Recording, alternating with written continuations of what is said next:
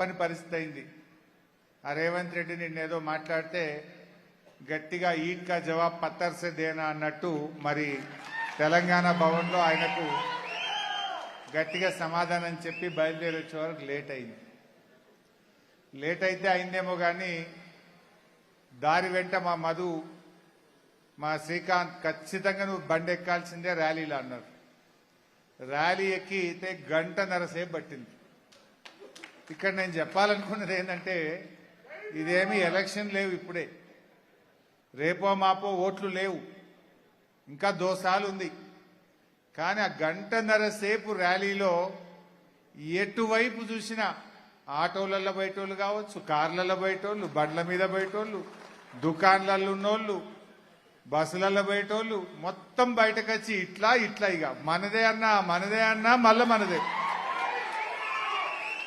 General గా ఆ స్పందన ఎప్పుడు ఉంటుంది? ఇక రేపో మాపో ఎలక్షన్లు ప్రచారం స్టార్ట్ అయితే ఉండాలి. ఇంకా దోసాలు ఉన్నది ఎలక్షన్. ఆడోళ్ళు, మగోళ్ళు, పిల్లలు, పెద్దోళ్ళు ఇంకా అంగేసుకోలేదు, లోపలికి వెళ్ళి ఉరకచ్చుకుంటూ కూపుతున్నారు చేతులు. అంటే అంత స్పందన ఉన్నది. ఇలా ప్రజల్లో ఒక స్పష్టత వచ్చింది. ఈ స్కామ్లుగా ప్రభుత్వం పోవాలి, మన స్కీమ్ల కేసీఆర్ మళ్ళీ రావాలి. యావత్ తెలంగాణ కోరుకుంటుంది. రైతులు కావచ్చు, కార్మికులు, విద్యార్థులు, నిరుద్యోగులు, ఉద్యోగులు, రిటైర్డ్ ఉద్యోగులు, ఉపాధ్యాయులు, అక్కలు, చెల్లెళ్ళు, తమ్ముళ్ళు, పిల్లలు, వీళ్ళందరి మాట ఒకటే, మళ్ళీ బీఆర్ఎస్ రావాలి. సరే, ఈరోజు మనం పెట్టుకున్న ప్రోగ్రాం ఎస్ఐఆర్. ఈ ఎస్ఐఆర్ ఏంది అసలు? ఈ ఎస్ఐఆర్లో మనం ఏం చేయాలి? ఈ ఎస్ఐఆర్కు ఎందుకంత ప్రాముఖ్యత ఉన్నది? దయచేసి కార్యకర్తలు బాగా వినాలి. ఇది బంద్ చేయి బిడ్డ. నిన్న మొన్న ఈ మధ్యకాలంలో కొన్ని రాష్ట్రాల్లో ఎన్నికలు జరిగినాయి. పశ్చిమ బెంగాల్లో 90 లక్షల ఓట్లు తీసేసిందట. మమతా బెనర్జీ గెలవకుండా ఆగం పట్టించిందని మనం టీవీలో చూసినాం, పేపర్లో చూసినాం. అస్సాంలో ఓట్లు తీసేసిందట, రిజల్ట్ కింది మీద అయింది అంటున్నారు. తమిళనాడులో ఓట్లు తీసేసిందట, ఫలితాలు తారుమారైనాయి అంటున్నారు. అంటే ఎక్కడెక్కడైతే ఎస్ఐఆర్ ప్రక్రియ జరిగిందో చాలా చోట్ల కూడా ఓట్లు గోల్మాలైనాయి. లక్షల ఓట్లు తీసి పడేసిండ్రు, దాంతో ఫలితాలు తారుమారైనాయి అని అంటున్నారు. మరి ఏంది ఎస్ఐఆర్? ఏంది ఇది? కొత్తదేమి కాదు. 2002లో ఎస్ఐఆర్ ప్రక్రియ జరిగింది.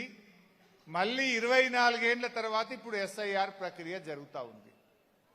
ఈ ఎస్ఐఆర్లో ఏం చేయాలి? కార్యకర్తలుగా, బూత్ లెవెల్ ఏజెంట్లుగా, ప్రజా ప్రతినిధులుగా, కౌన్సిలర్లుగా, మాజీ సర్పంచ్లుగా, కార్పొరేటర్లుగా మన బాధ్యత ఏంది? ఎందుకు ఇది మనకు ముఖ్యమైనది? బాగా అర్థం చేసుకోండి. ఇలా ముస్లిం మైనార్టీలో చాలా అనుమానాలు ఉన్నాయి, మా ఓట్లు తీసేస్తారేమో అని. మరి ఏంది అసలు? దీన్ని మనం ఏం చేద్దాం? మీ అందరికీ అప్లికేషన్ ఫామ్లు వచ్చినాయి.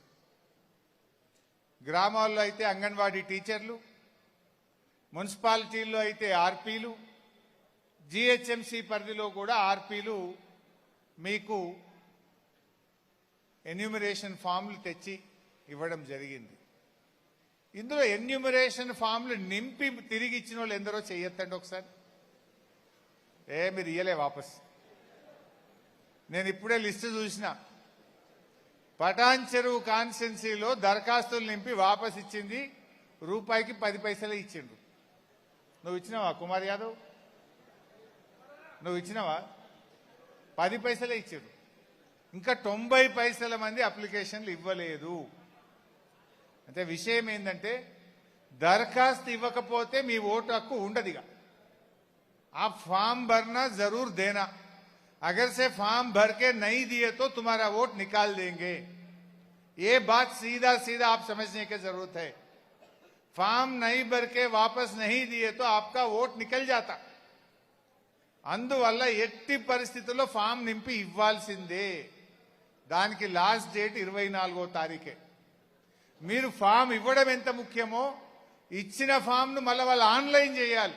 25వ తారీఖులోగా అంగన్వాడీ టీచరు, ఆ బూత్ లెవెల్ ఆఫీసర్ ఆన్లైన్ చేయాలి. ఆన్లైన్ చేయకపోతే ఓటు పోతుంది. మరి ఫామ్ నింపాలంటే 1,00,000 ప్రశ్నలు అడుగుతున్నారు, డౌట్లు వస్తున్నాయి. ఎట్లా? అప్పుడు బీహార్లో ఓటు ఉండే, అప్పుడు నాకు బెంగాల్లో ఓటు ఉండే, లేకపోతే దుబ్బాకలు ఉండే, జైరాబాద్లు ఉండే, నారాయణ్ ఖేడ్లో ఉండే, ఇప్పుడు నేను పటాన్చెరులో ఉన్నా. మరి నా ఓటు ఇక్కడన్నా అక్కడన్నా? ఇప్పుడు నారాయణ ఖేడ్లో వచ్చి పటాన్చెరులో చాలా మంది ఉంటారు. మరి వాళ్ళ ఓటు ఎవరు ఎక్కడ రాసుకోవాలి? నారాయణ ఖేడ్నా ఇక్కడన్నా? అప్పుడు నారాయణ ఖేడ్లో ఓటు ఉంది వాళ్ళకు, పటాన్చెరులో కూడా ఓటు ఉన్నది. ఇప్పుడు వాళ్ళని అడుగుతారు, నువ్వు ఇక్కడ ఉంటావా అక్కడ ఉంటావా? ఇక్కడనే ఉంటా అంటే ఓటు ఇక్కడనే నమోదు చేయాలి. పోయినసారి ఓటు నారాయణ ఖేడ్లు ఉందనుకో 2002లో, 2002లో నీకు ఓటు ఎక్కడుంది, అప్పుడు ఆ నియోజకవర్గ నంబర్ ఎంత అని అడుగుతారు. అది ఎవరికి తెలియదు, గుర్తుండదు. దాన్ని మీ బిఎల్ఓ కానీ మన బిఎల్ఏలు వెతికి పాత ఓటు ఎక్కడుంది, ఆ నియోజకవర్గ నంబర్ ఎంత, వాళ్ళ తల్లి తండ్రి లేకపోతే నాయనమ్మ తాత వాళ్ళతో దాన్ని ఫ్యామిలీ గ్రూపింగ్ చేసి రాయాల్సి ఉంటుంది. ఇదంతా జర కిరికిరి వ్యవహారం ఉన్నది. కానీ ఇలా ఒక్క ముచ్చట మాత్రం చెప్పదలుచుకున్నా, మీరు తప్పు నింపినా ఒప్పు నింపినా దరఖాస్తు ఇయ్యింది. దరఖాస్తు ఇవ్వకపోతే సీదా ఓటు ఎత్తేస్తాడు.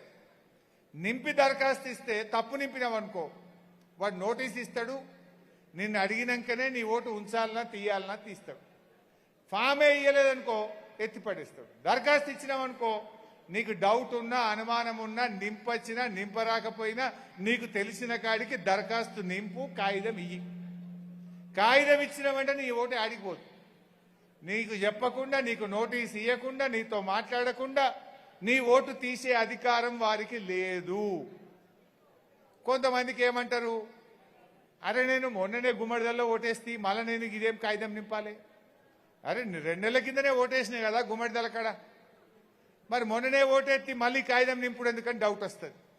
నువ్వు మొన్న ఓటేసినా నిన్న ఓటేసినా, మున్సిపాలిటీలు వేసినా, ఎమ్మెల్యే ఎలక్షన్లు వేసినా, ఎంపీ ఎన్నికలు వేసినా, నువ్వు ఎన్నిసార్లు ఓటేసినా ఇప్పుడు కాగితం నింపితేనే నీకు ఓటు, లేకపోతే లేదు. మరి చాలా మందికి నింపరాదు కదా. బీహార్కి వెళ్ళి వచ్చి ఇదేమో తెలుగులో కాగితం ఉండే, వాళ్ళు ఎట్లా నింపాలి? ఛత్తీస్గఢ్కి వెళ్ళి వచ్చే వాళ్ళకి తెలుగు రాదాయే.